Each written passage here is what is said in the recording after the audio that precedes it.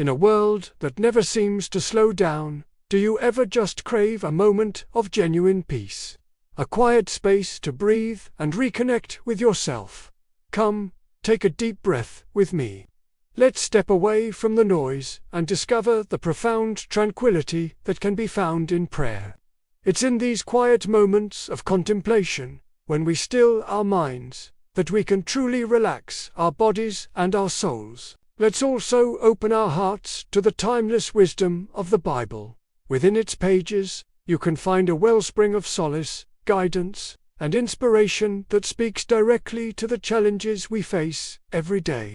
It's a source of strength that can bring comfort and a renewed sense of purpose. If this message resonates with you, I invite you to join our community. We share content like this to help uplift and inspire.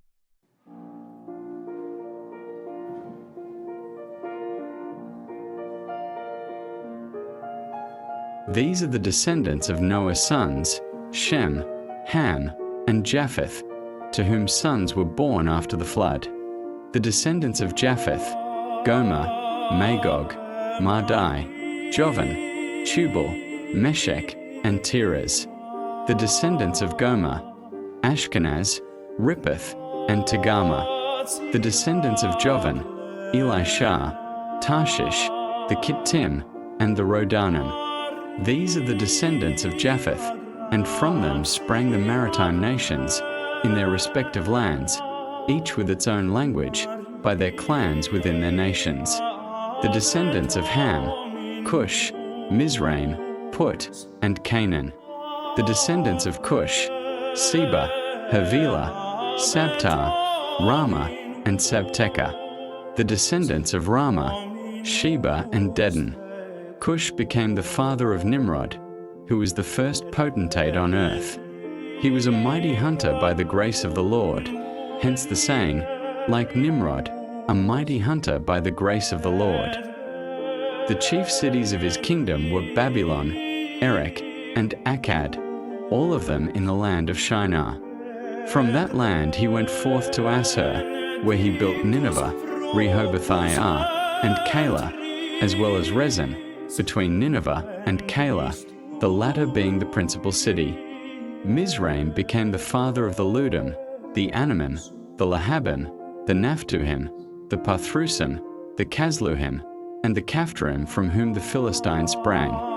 Canaan became the father of Sidon, his firstborn, and of Heth, also of the Jebusites, the Amorites, the Girgashites, the Hivites, the Archites, the Sinites, the Arvadites, the Zemarites, and the Hamathites. Afterward, the clans of the Canaanites spread out, so that the Canaanite borders extended from Sidon all the way to Gerar, near Gaza, and all the way to Sodom, Gomorrah, Admah, and Zeboim, near Losha. These are the descendants of Ham, according to their clans and languages, by their lands and nations. To Shem also, Japheth's oldest brother and the ancestor of all the children of Eber, sons were born. The descendants of Shem: Elam, Ashur, Arpachshad, Lud, and Aram. The descendants of Aram: Uzi, Hul, Gether, and Mash. Arpachshad became the father of Shelah, and Shelah became the father of Eber. To Eber 2 sons were born. The name of the first was Peleg, for in his time the world was divided, and the name of his brother was Joktan.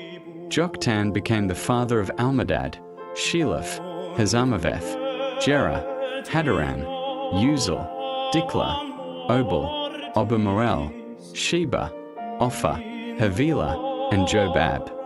All these were descendants of Joktan. Their settlements extended all the way to Sephar, the eastern hill country. These are the descendants of Shem, according to their clans and languages, by their lands and nations. These are the groupings of Noah's sons, according to their origins and by their nations. From these the other nations of the earth branched out after the flood.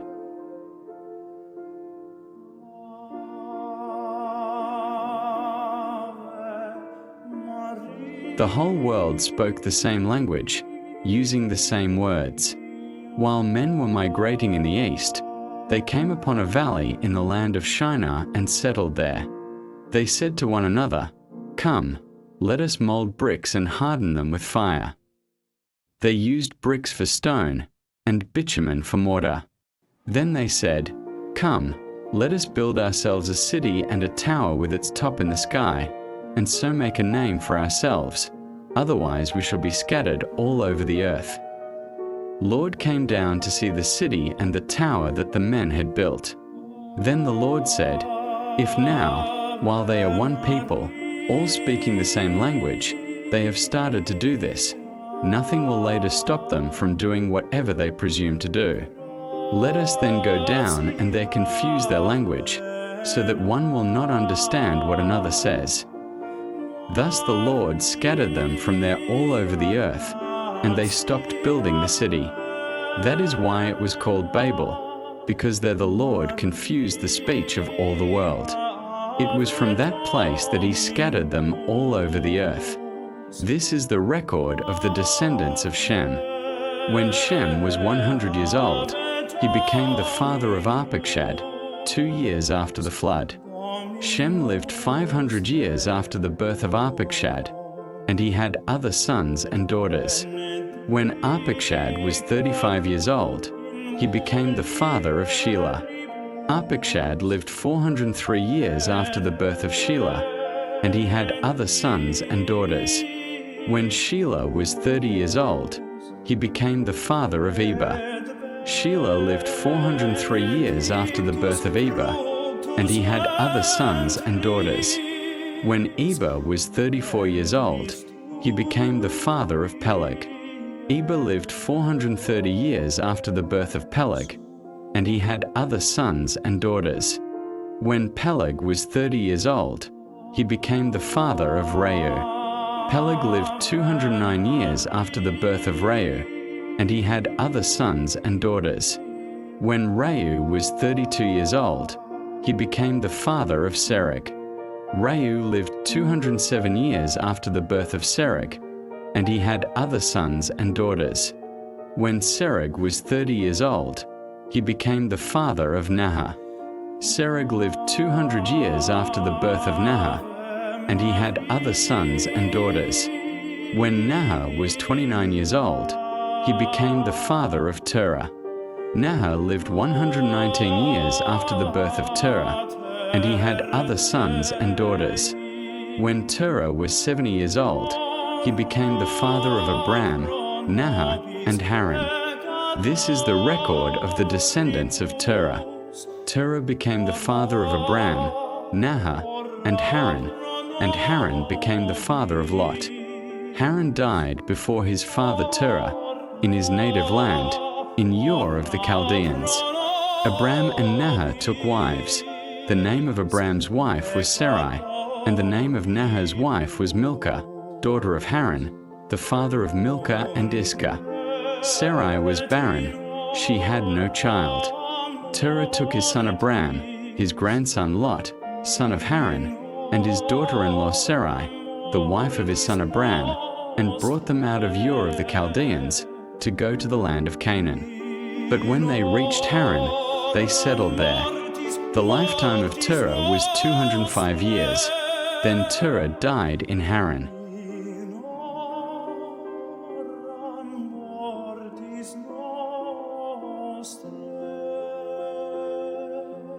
Why do the nations protest and the peoples grumble in vain? Kings on earth rise up and princes plot together against the Lord and his anointed. Let us break their shackles and cast off their chains. The one enthroned in heaven laughs, the Lord derides them, then speaks to them in anger, terrifies them in wrath. I myself have installed my king on Zion, my holy mountain. I will proclaim the decree of the Lord, who said to me, "You are my son, today I am your father. Only ask it of me, and I will make your inheritance the nations, your possession the ends of the earth. With an iron rod you shall shepherd them, like a clay pot you will shatter them. And now, kings, give heed, take warning, rulers on earth. Serve the Lord with fear, with trembling bow down in homage, lest God be angry and you perish from the way in a sudden blaze of anger. Happy are all who take refuge in God,